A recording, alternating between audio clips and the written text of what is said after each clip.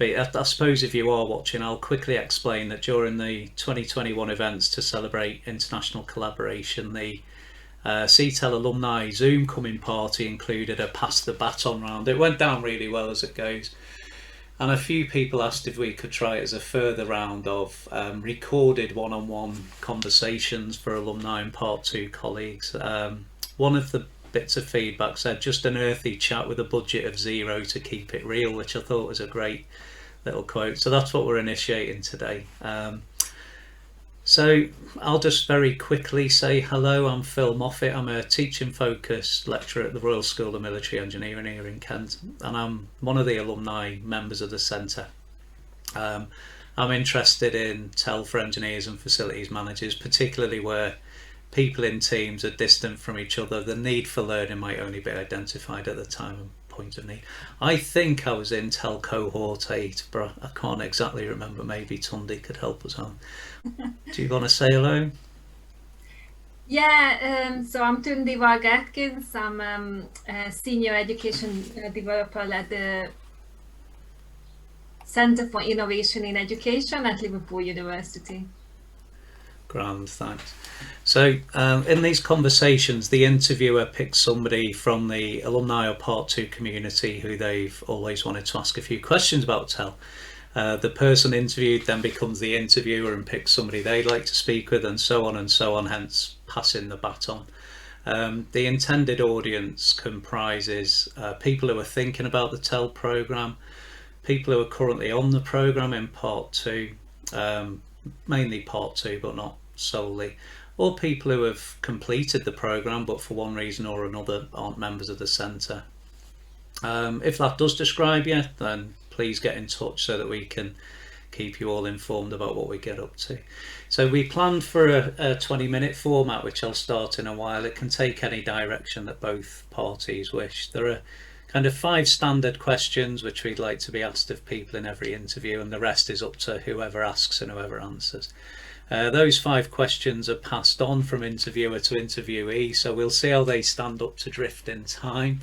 But at the moment they are: what does TEL mean to you? What do you remember most about the programme? What do you get out of being part of the centre? What do you wish you'd known when you'd started? And you know, who are you thinking about asking to interview? And there'll be other questions and a nice chat too, so a kind of relaxed conversational tone, hopefully. And hopefully the interviews will be of interest to alumni, Part 2 colleagues, perhaps others too. So are you all right if I start a clock, Tünde? You ready to go? Okay, Yeah. I'll keep an eye on time for us. So first of all, I'll explain why I picked you. I first met you, Tünde, around 7 years ago, I think, when we were at our first PhD residential. I have to say I had a horrible sense of imposter syndrome there. I felt like I was surrounded by incredibly clever people who for those preceding months had been posting all kinds of highfalutin arguments and debates on the module's message boards, and now I had to manage meeting these clever people face to face. I felt really awkward, to be honest. And you might not remember, but you're one of those people who are clearly extremely bright and engaged in all kinds of critical discussions. Liked by all too. Yeah, you always took the time and effort as a gatekeeper, if you like, to include those of us who are constantly trying to catch up or keep up. And I won't be the only one who'll always appreciate you for that. And I'll never forget how kind you were then. Anyway, before I embarrass you, I'll move on to our first question. So what have you been doing since you finished your PhD? Can you tell us what you do these days in TEL, how the PhD programme has made a difference to what you're getting up to? Yeah, so thank you, Phil, for the invite, and I love talking about this program because it has brought me so many friends, colleagues, and really just my confidence in around researching TEL. And I similarly remember, I mean, all the things you said about kindness and about me, I remember the same for you, because I think you were so helpful in the program to all of us. But in terms of what have I, so I finished about 2018-19 with the Viva. And I think I haven't looked back, I don't think, because it's been so many exciting things happening for me. obviously still very involved with the center, the CTEL center, and that's just been going from strength to strength with the new journal. I'm sure we will talk about that. And I think I published my paper, published my PhD in the research in learning technology, and I'm still that's still on my to-do list to do a little bit more of that. But I've been mentoring others around their pedagogic research, and become associate editor for the research in learning technology. I'm on the advisory board for the STEL, the Center's Journal, and also our institutional journal. So I think I've stepped into that nice phase when you're almost like mentoring and making sure, helping others with their research, which I think is really exciting. And one of the exciting things I'm working on at the moment with two really like my role models in research with Professor Rona Sharp and Sue Bennett. We're working on co-editing a handbook for digital higher education that's going to be submitted this year. And that's just been so valuable working with everyone and looking at that work from an editor's perspective that I've seen so far as an author. Well, you've been up to all sorts then. So this is this next question, if you like, I mean, we've been asked to take this into account in all of these Pass the Baton events. It'll fit quite nicely, actually, from what you've just been saying. What does tell essentially mean to you? I mean, how does it differ from related notions? I suppose, firstly, from learning, but also how does it differ from things like e-learning, CSCL? I've even heard the term technology-enabled learning in a few quarters of FE and HE recently. Any thoughts on any of that? Is it difficult to define? Yeah, so I think it is a fascinating question, and as I said, I might duck out of defining it, because in a sense where my interest lies is at the intersection of learning and technology, and whatever the definition is, and I think with these complex and ever-changing social phenomena, it's the definitions tend to keep changing with the time. So as you said, some of those terms, we had CSCL, and then I think sometimes it's culturally dependent. Some cultures or countries still use that term, whereas others might be using e-learning, technology enhanced learning. Digital education is another one that's coming up, and in a sense these terms change with the times, and what they might encompass and what they might mean is changing, because technology and education or learning is changing, and we might do different things. So I think that's why I don't necessarily want to define it as such, because I think with all these things the interest is in exploring the change and how these things might change. And so that's one of the things that fascinates me.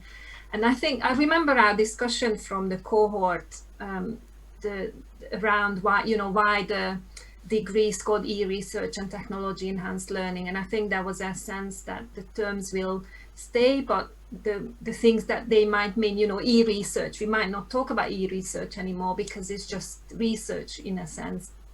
And even in my PhD, when I interviewed lecturers about their use of TEL or digital education, or well, my research was more around digital capabilities, then it was probably a bigger struggle to define something or some activity which wasn't in one or more ways digitally mediated. So so I don't know, I probably haven't answered your question. Just no, you have. Agreed with the I mean, to me, I can define the things that are interesting to me. So the critical use of technology, the TEL as in something I'm very much interested in, not just how we might mediate teaching and learning, but also how students might acquire capabilities or digital fluency in the context. So again, I'm very interested in the contextual nature of it, the disciplinary aspect of this. So I'll probably go on, but we probably don't have as much time. But I think this is a really fascinating discussion. Okay, so if we move away from the really unfair question of asking you to define it, if we instead look at, say, how it's perceived, practiced, researched, framed in debate, all of that kind of stuff. You've been in TEL for a while, you've got a lot of experience in HE with staff and student engagement, with ALT, with lots of people in Liverpool University, but a lot of other communities as well, haven't you? I suppose in your own time working in and around TEL, have you seen any sort of notable moves as to how TEL's perceived, practiced, research, framed in debate? What role does the Centre for Technology Enhanced Learning and the alumni community have in those moves, how it's practiced, research, framed in debate? Have you got any comments about that? Yeah, I think fortunately we have, or the community has made large steps on establishing the theoretical underpinnings of this work, the critical perspectives, and really moving the dialogue and the debate away from the positivist view of, here we use some technology, therefore there will be some good effect, or, if you use technology, we'll have some positive outcomes on learning. And the debate and the dialogue has been a lot more nuanced now looking at the context and that critical lens on this. And I think it has, and I think, again, that's why it's quite exciting, the journal by CTEL, the Studies in Technology Enhanced Learning, which was it the inaugural issue last year, in COVID year? So the very first issue was around the theories and the debates, and I think that's such a timely work that the Centre contributes, and also I think it's exciting that the journal format is encouraging that debate and dialogue, and I think that's where we are now, and that's where we want to be. Yeah, that's great. This next question I'm going to ask you, it's another one that we've been asked to take into all of these conversations, these pass the baton conversations, and it'll probably flow nicely from that last answer. Actually, a few people said this would be a great question if you're on part 2, but I think it's a great question wherever you are in life and if you're in your career and all that, irrespective of what your context in TEL is as well. So is there anything that you wish you'd known when you started out in TEL? And you can answer it one of either way. I suppose you could answer it from when you started out on your PhD journey, or from when you started out in TEL per se, or from completing your PhD journey as well. It's up to you. Anything that you wish you'd known? Yeah, so I'll answer maybe the anything I wished I'd started out when maybe with TEL would be the reading, and for key people it's really what we did with the PhD. We were reading and debating and having that idea of, you don't just do a survey and ask students or staff how you use this technology, but you really need to bring that theoretical or conceptual lens to the whole argument. And I think earlier, you're trying to figure things out for yourself, but this is what the PhD can do as well, and shortcut to you, that people who know that stuff can recommend you what to read and how to look at things. But in terms of the PhD, I loved, I should be on commission, because I always suggest the PhD, the Lancaster PhD, to people, but because I was working, it was a part-time PhD, and because I have a family, and I had a small family, for me it was making the decision to do it took me longer, in a sense that I wanted it to take long, because I wanted to be absolutely sure that when I started, I can then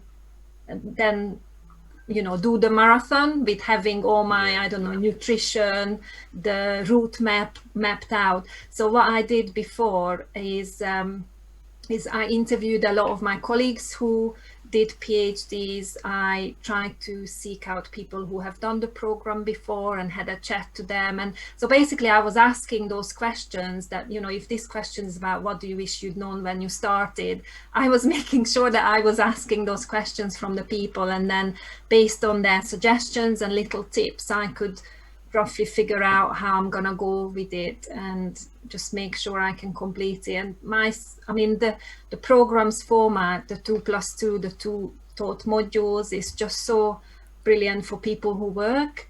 and have families. So, and because it's all online, we could fit. I mean, nowadays it's little bit more normal to have it online, but that online format was really helpful for me as someone who had 2 other lives apart from the PhD. So the other thing that helped me, that it's 4 years of your life, and it can go quickly, but it also goes slowly.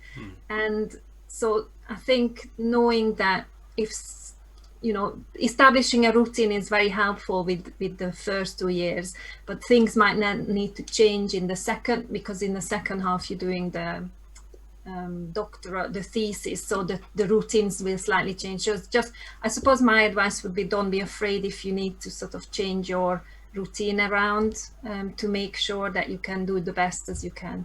That's probably too minute advice. It's more, for me, it was around just ensuring before that I've gone into it, and because the feedback I heard from many people that it was such a good program, when you get into a community with your cohort, and the quality of the teaching and learning is amazing. I think the peer review, peer feedback aspect of the course was so helpful in making me much more confident about engaging with other people's research and also improving my own. Yeah, I must admit I was quite lucky. It was a bit bittersweet, but I had a colleague who was doing a PhD in a similar thing but somewhere else at the same time, and it was chalk and cheese, the different experiences we were having. It was great. So bringing us, I suppose, all the way to the present day, you mentioned your monograph earlier. Have you got any other imminent or over the horizon plans for research that you can share with us? Anything that's going to come out with Tunde's name on it that we should watch for? Yeah, I mean, I've just finished. We just submitted 2 things, COVID leadership article around HE with colleagues, that was a result of people from various institutions meeting weekly over the COVID period.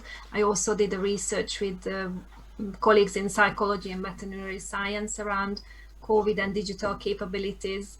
But I think, again, what the PhD and being part of the CETA gave me is the community and a bit more confidence to network and discuss research with one another. And one of the most exciting things is I think that's a nice thing that you can do, and I should probably do this more often. But I went along to a conference presentation. I think it was a network learning conference, yes, and saw the keynote speaker who was researching and mentioned the same signature pedagogies that I was researching. So I contacted her, and we are now hatching plans for collaborating together from Denmark. And so these things are so nice when they happen. That's great, isn't it? And this is a bit of I suppose, a self-indulgent question, and I don't mind admitting, actually, it's a shortcut attempt at getting to the heart of what you've found over the years of your career or careers. What do you think people in your context of TEL aren't really talking enough about? Is there anything that's being left behind in these conversations that we're all having?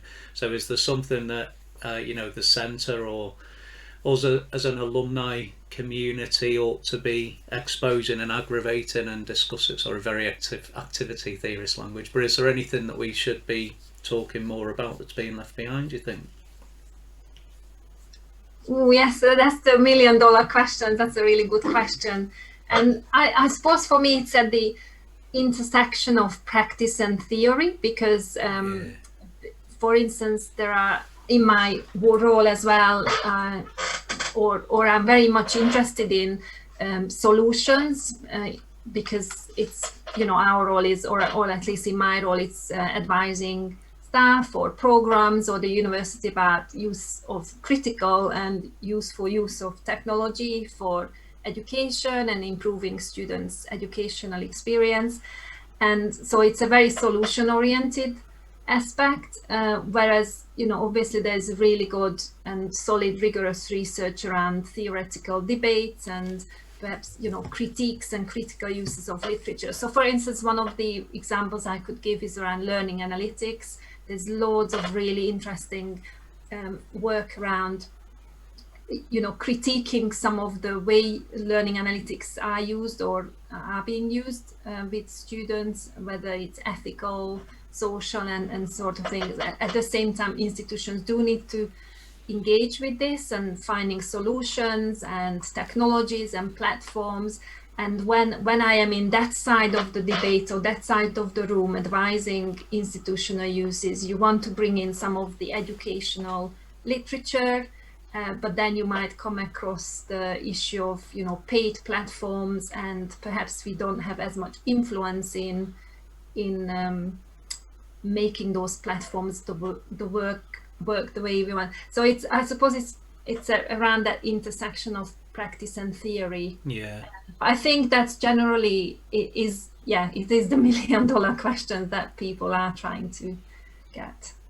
It seems to come up in a lot of other fields as well, doesn't it? Not just tell. A lot of people talk about this, you know, the practice sort of dichotomy, if you like. I don't know if it's, you know, to what extent it exists in reality, but we all seem to talk about it and say we really need to do more about it, don't we? I wonder if we just then get trapped into writing about one or the other. I don't know. And but also I think sometimes the actual technological platforms can be the barriers, because let's say you might have read so-and-so's work who says, you know, this would be really useful to take into account, but then your institution goes down or a route of buying a particular platform which doesn't have that feature, and so yeah, you then can't practically implement perhaps the best practice in research. But then hopefully there could be ways where research can push the boundaries and can create some new ways and new functionalities in technology. So yeah, I don't know whether I've answered the question, but it for me would be around just putting messages from each camp and carrying them enough and showing it enough so that they take notice, I guess. Yeah. Similar to that policy practice debate, I suppose, isn't it? So believe it or not, we're just about to nudge up against 20 minutes. I think there's about 10 seconds left. So regrettably, we are going to have to wind things up, which is a great shame. But we've learned a lot about you, so thanks very much. Last question now, if that's okay. If we can ask you, you're intended to ask, you might not know, or you might still be thinking about it, or you're thinking of asking to interview. Is there anybody who supported you? If you don't yet know who you're going to ask, what kind of characteristics would they have? The only condition is they've got to be CTEL alumni or a Part 2 colleague. Mm-hmm. Yeah, I mean, there would be so many. I mean, first of all, I would like to invite cohort 1, my ex-boss and friend and colleague Debbie Prescott, who was there in the first cohort of this program. So she will know, but I would love to invite her and others from around at that time and Qualter, because they were really supporting my PhD journey. They were really almost like pushing me and saying, you can do this, which I think has meant a lot to me. And I think so I can really thank them for also creating the space for me and the support. And then in our cohort A, that's why I meant at the beginning about it's tattooed on you, because once you're a cohort member, you are that cohort's member. I think we had such a great cohort, collegial friend. So there would be a number of people from there. And also for me, it's as I mentioned before, I did talk to previous cohort members, Pete Alston, Claire Musgrove, cohort 4, cohort 7. Again, I know the cohorts who were just so helpful and supportive as well, because it is nice to surround you with people who can support you in this journey. Well, it sounds like you've got a lot of options, and good luck with finding somebody to interview, and I hope it's enjoyable for you as this has been for me. Yeah, thanks, Phil. Thanks again for inviting me, and yeah, it's been a great journey and very rewarding. All right, thanks very much, Tünde. Good luck with all your future tele endeavours. Thank you. Cheerio.